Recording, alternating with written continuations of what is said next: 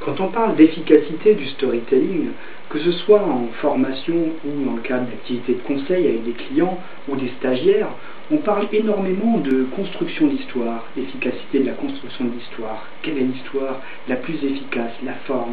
On parle également de choix d'histoire, efficacité de choix d'histoire. Quelles sont les meilleures histoires? Quelles sont les histoires qui vont avoir le plus d'impact? Comment les choisir efficacement? Tout cela, c'est très bien. Mais au-delà de ça, et en amont et en aval de tout cela, il y a une autre question importante que nous posons. Cette question, c'est: le storytelling est-il plus efficace, réellement plus efficace que les techniques traditionnelles? Alors nous avons une réponse qualitative. Oui, le storytelling est plus efficace parce qu'il ne fait pas seulement appel à la raison, mais aussi à l'émotion. On a l'effet plus l'aspect émotion qui est important et qui apporte réellement quelque chose. Tout cela, c'est très bien, mais ce sont des paroles. Si je vous donne un exemple, peut-être ce sera plus parlant encore. La ville de Yubari au Japon était en pleine banqueroute, à tel point que les ordures ménagères devaient être ramassées par les habitants, puisque la commune n'avait plus le moyen de payer des personnels publics pour ramasser les ordures. Donc voilà, on situe l'ampleur des dégâts.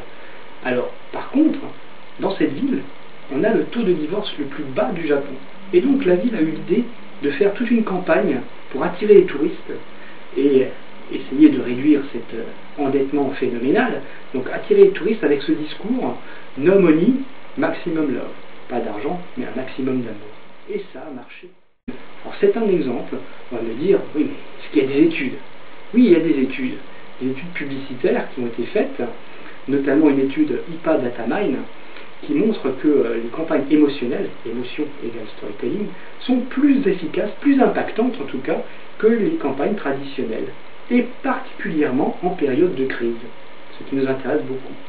Alors, il y a aussi l'Advertising Research Foundation aux États-Unis qui a mené une étude tout à fait qualitative et également très intéressante, qui montre que les campagnes narratives sont plus efficaces à condition de respecter certaines règles.